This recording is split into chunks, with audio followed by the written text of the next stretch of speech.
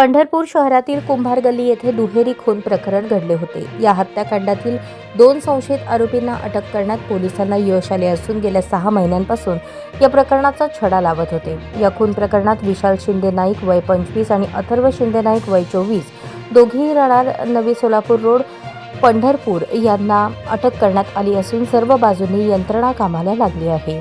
संशयित 2 आरोपींना राजस्थान येथून जोधपूर येथून अटक करण्यात आली। हे आरोपी याच परिसरातील असून दुहेरी हत्याकांड हे लफड्यातून झाले असल्याची चर्चा होत आहे। पंढरपूर शहरातील कुंभार गल्ली येथे राहणारे लखन जगताप आणि त्याची आई सुरेखा जगताप या दोघांना 15 जुलै 2025 रोजी रात्री 8 वाजता निर्घृण पद्धतीने त्यांचा खून झाला होता। या घटनेमुळे संपूर्ण पंढरपूर शहरात आणि उपनगरात खळबळ उडाली होती। गेल्या 6 महिन्यांपासून पोलीस या प्रकरणाचा तपास करत होते, मात्र यश मिळत नव्हते।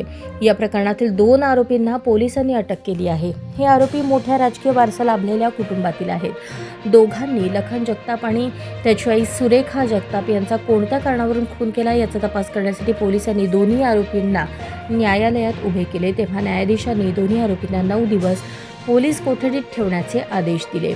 लखन जगताप हा पंढरपूर येथील ग्रामीण भागातील होता। 2 महिन्यांपूर्वी कुंभार गल्ली परिसरात त्याच्या कुटुंबियांनी नवीन घर बांधले होते। लखन जगताप हा एका खाजगी कुरिअर कंपनीत डिलिव्हरी बॉय म्हणून काम करत होता, तसेच तो व्याजाने पैसे देत असे।